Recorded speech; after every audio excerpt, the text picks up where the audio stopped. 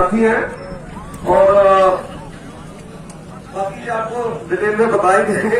इसके बाद रतिराम वशिष्ठ जी हैं, वो तैयार है।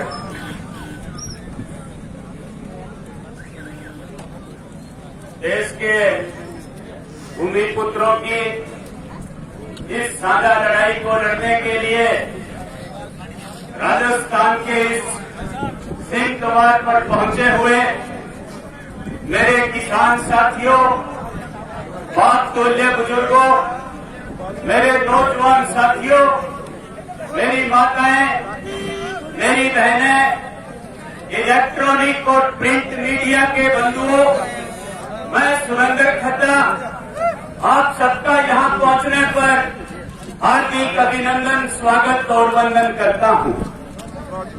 मेरे किसान साथियों, पिछले 6 महीनों से हम सब लोग, चाहे वो राजू भाई साहब हो और बहुत सारे चेहरे मेरे सामने नजर आ रहे हैं जो हमारे साथ पिछले 6 महीनों से इन काले कानूनों का अलग अलग तरीकों से विरोध करने का काम कर रहे हैं। साथियों, हमने इन काले कानूनों के विरोध की शुरुआत लगभग जुलाई अगस्त महीने के अंदर हनुमानगढ़ कलेक्टर साहब को ज्ञापन देने से इसकी शुरुआत की थी। उसके बाद संगरिया एसडीएम को ज्ञापन दिया। उसके बाद हमने रोड जाम करने का काम किया। टिब्बी तहसील के पन्नीवाड़ा गांव से लेकर के टिब्बी शहीद भगत सिंह चौक तक हमने पैदल किसान मार्च करने का काम किया। सजीपुरा गांव के अंदर केंद्रीय जल शक्ति मंत्री गजेंद्र सिंह जी शेखावत के घेराव का काम हमने किया। साथियों, हमने टोल नाकों को अपने लेवल के ऊपर फ्री करवाने का काम किया। चाहे वो नगराना का टोल नाका हो, चाहे वो कोला का टोल नाका हो, चाहे वो मानकसर के अंदर सड़क जाम करने का काम हो, अलग अलग तरीकों से हम लोगों ने पिछले 6 महीनों से विरोध किया है। और अब दिल्ली आने की बारी आई तो साथियों, समस्त हमारा हनुमानगढ़ गंगानगर जिले के लगभग हर गांव से किसान यहां पर पहुंचे हुए हैं। किसान साथियों, मैं किसानी के इस पूरे हालात के अंदर, किसानों के दिन अब खराब चल रहे हैं, मगर आप सब लोग इस आंदोलन के साथ कंधे से कंधा मिलाकर के खड़े हो। आपने सर्वस्व कुर्बान करने जैसा त्याग और बलिदान इस किसानी को बचाने के लिए दिया है। किसान साथियों, आपके त्याग और बलिदान को देख करके मुझे उस कवि की 2 लाइनें याद आ रही है जो मैं आपके साथ साझा करना चाहता हूं। किसान साथियों, एक बार जंगल के अंदर एक कवि जा रहा था और जंगल के अंदर आग लगी हुई थी।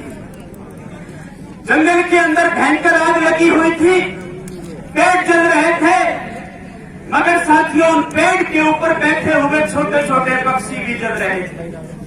उन पक्षियों के घोंसलों के अंदर छोटे छोटे बच्चे भी जल रहे थे।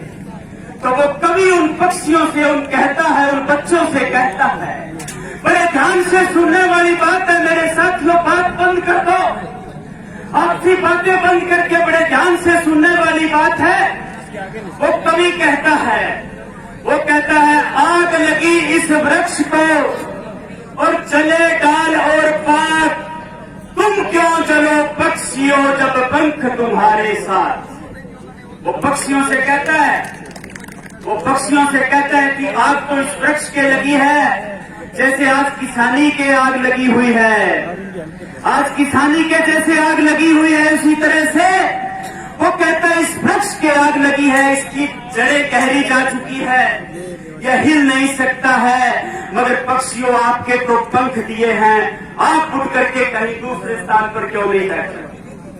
तो साथियों, बड़े गौर से सुनना, कवि की उन पंक्तियों पे वो पक्षी जवाब देते हैं, उन पक्षियों का जवाब बड़े गौर से सुना। मेरे नौजवान साथियों, जो पीछे आप सेल्फी ले रहे हो, फोटो में बना रहे हो, उन नौजवान साथियों से कहना चाहता हूं कि इस बात को ध्यान से सुन लीजिए, किसानी को बचाने की इस बात को ध्यान से सुन लीजिए, क्योंकि किसानों का भविष्य आप हो। आने वाली किसानी का भविष्य आप हो मेरे नौजवान साथियों, इसलिए इस बात को ध्यान से सुनना और गौर भी करना मेरे साथियों। वो पक्षी कहते हैं कि फल खाए इस वृक्ष के, फल खाए इस वृक्ष के और पीठ लपेटी पात, चलना हमारा धर्म है इसी वृक्ष के साथ। राजू भाई साहब और इस टीम का चाहे विक्रम लेन हो और बहुत सारे चेहरे मैं जिनके नाम नहीं जानता हूं, हमारे साथ 6 महीनों से आप सब लोग कंधे से कंधा मिलाकर चल रहे हो, इसलिए ये लाइनें आपके उस संघर्ष को समर्पित है मेरे साथियों। आपका त्याग और बलिदान एक बार फिर मैं कहूंगा इतिहास के अंदर लिखा जाएगा, आपका इतिहास के अंदर सुनहरी अक्षरों के अंदर आपका नाम लिखा जाएगा। एक बात मैं और कहना चाहता हूं, यहाँ पे हमारी सीनियर अग्रणी श्रेणी की लीडरशिप यहाँ पे मौजूद है, चाहे वो राजा राम जी हो, चाहे कामरेड अमरा सिंह जी हो, चाहे राजू भाई साहब हो। हमारा नगराना भाई साहब टोल नाका के ऊपर हमने एक विचार किया था, नगराना टोल नाका हमने अपने नाम के ऊपर बंद करवाया साथियों। जैसे राजू भाई साहब बता रहे थे कि हमने हमारे लेवल पे बंद कराया, उसके अंदर हम भी शामिल थे। और मैं पिछले 15-20 दिनों से बीमार था। मैं हर चीज में, हर किसान आंदोलन में, टीबी क्षेत्र में एक्टिव रहता हूं, चाहे वो नशे के खिलाफ आंदोलन हो, चाहे वो कोई भी प्रकार का आंदोलन हो, या टीबी लोग क्षेत्र के लोग आए बैठे हैं, सब इस बात को भली भांति जानते हैं साहब। मेरे प्लेटलेट्स कम हो गए थे, मैं 3 दिन हॉस्पिटल में रहा, 15 दिन से अभी खड़ा होकर के आया हूं। और फेसबुक के ऊपर कुछ साथी जो मुझे जानते नहीं ढंग से लिखते थे कि सुरेंद्र खड्डा दिल्ली कब जाएगा। अरे मैं उनसे बताना चाहता हूं, दिल्ली की कॉल आने से पहले भाई साहब के साथ हम 6 महीनों से लगे हुए हैं। यह कोई किसी के कहने की आवश्यकता नहीं है, हमारे स्वयं की लड़ाई है, हमारे बच्चों के भविष्य की लड़ाई है। तो राजू भाई साहब हमारी वहां पे चर्चा हुई थी, मीर साहब मुझे सुन रहे हैं, अमरा राम जी सुन रहे हैं कि जो भारतीय जनता पार्टी के जितने भी सांसद हैं और जितने भी विधायक हैं, उनके घरों का घेराव करने का काम हम करें। ऐसा मेरा सुझाव है, ऐसा किसानों का फीडबैक है। काम ढानी खेत खलियान के अंदर रहने वाला एक साधारण किसान का बेटा, उसको पार्टी से कोई मतलब नहीं है। उस किसान के बेटे ने मुझे कहा, और मेरी सोच है कि हम हमारे विधायकों और सांसदों के घरों के घेराव की घोषणा करें। और अगर यह जिम्मेवारी यहां से तय होती है तो साथियों, गंगानगर के सांसद का घर और संगरिया के विधायक गुरदीप सिंह छापड़ी के घर की घेराव की जिम्मेवारी मेरी रहेगी।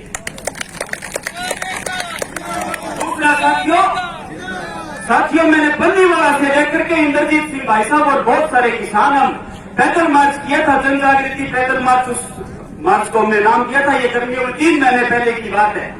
उसके अंदर मैंने शहीद भगत सिंह जी की प्रतिमा के आगे मीडिया के रूबरू मैंने हमारे विधायक और हमारे सांसद को मैंने बोला था, और नगराना के अंदर मैंने मीडिया की मौजूदगी में बोला। और आज राजस्थान के इस पवित्र सिंह द्वार की पावन धरती के ऊपर एक बात पुनः मैं मेरी बात को दोहराना चाहता हूं, और मैं आज यहां से केवल गंगानगर और हनुमानगढ़ के नेताओं को नहीं, मैं हिंदुस्तान के समस्त भारतीय जनता पार्टी और उसके सहयोगी दलों के एमएलए और सांसदों को कहना चाहता हूं, मैं उस बात को दोहराता हुआ कहना चाहता हूं कि भारतीय जनता पार्टी के विधायकों और सांसदों, आप तो हमें यह बात बता दो कि आपका पद के ऊपर बने रहना महत्वपूर्ण है, जहां हिंदुस्तान का किसान महत्वपूर्ण है। अगर आपका पद के ऊपर बने रहना महत्वपूर्ण है तो आपका पद आपको मुबारक, आप बने रहिए, लेकिन 2023 और 24 के अंदर हम आपसे बात करेंगे। अगर आपका पद पे बने रहना महत्वपूर्ण नहीं है, अगर ये देश का अन्नदाता जो पूरे विश्व का पेट भरने का काम करता है, अगर वो अन्नदाता महत्वपूर्ण है, तो आप अपने पदों से इस्तीफे दीजिए साहब, आज आप अपने पदों से इस्तीफे दीजिए। साथियों, मैं लगभग 1 घंटे लगातार मंच के ऊपर बोल सकता हूं, मैं 1 घंटे लगातार बोल सकता हूं, लेकिन यहाँ पे समय का अभाव है। मेरे और साथी भी यहाँ पे बहुत सारे वक्ता है जिनको हमें सुनना है। राजा राम जी, राजू भाई साहब, आप हमारे लिए कोई आदेश करना, उस आदेश की पालना की जाएगी। अगर आपका आदेश हुआ तो ये बैरिकेड तो क्या, हम ये सब इनके कानून तोड़ करके और मोदी की छाती के ऊपर मुंह डालने का काम करेंगे। आपको हमें एक आदेश देना, आपके ये युवा ब्रिगेडियर, आपके ये युवा किसानों के बेटे सबसे आगे होंगे, आप हमारे पीछे रहना साहब, ये मेरा ऐसा विश्वास दिलवाता हूं। एक बात पुनः आप सबका धन्यवाद, आपने मुझे बड़ी सब्र और बड़ी अदब के साथ सुना, इसके लिए मैं आपका धन्यवाद करना चाहता हूं। अंत के अंदर मैं 2-4 नारे लगवाऊंगा और नारों की आवाज इतनी जोर से होनी चाहिए, इतनी जोर से नारों की आवाज होनी चाहिए कि मोदी साहब जो बैठे हैं दिल्ली के अंदर, उनकी कानों के अंदर ये आवाज जाए और उनको पता चले कि राजस्थान का किसान, महाराष्ट्र का किसान, हरियाणा, पंजाब, उत्तर प्रदेश और समस्त हिंदुस्तान का किसान राजस्थान के सिंह द्वार के ऊपर आकर के बैठ गया। तो मेरे नारों का दोनों हाथ खड़े करके समर्थन करेंगे। किसान एकता, किसान एकता, इंकलाब। साथियों, एक चीज और बताना चाहता हूं, ये जय श्री राम तो भारतीय जनता पार्टी ने खरीदा नहीं है, भारत माता को भारतीय जनता पार्टी ने नहीं खरीदा है। राम हमारे सबके हैं, 136 करोड़ लोगों के राम है। तो भारत माता की जय और जय श्री राम बोलने में संकोच मत करें। तो मैं बोलूंगा भारत माता की, भारत माता की। हूं मेरे जेडे नीलिया ते पीलिया पग्गां विच सजे हुए कुछ सिंह भरा खड़े ने, ते मैं पंजाब च पढ़िया होया साथियों, पंजाब का इतिहास मैं बड़ी चंगी तरह पढ़िया हुआ है। ते हुण तां समय की घाट है, नहीं तां मैं तुहानूं एक दो इतिहास दी गल्लां सुणाउंदा। हुण तां मैं एक जयकारे दे नाल मेरी बाणी नूं समाप्त करूंगा।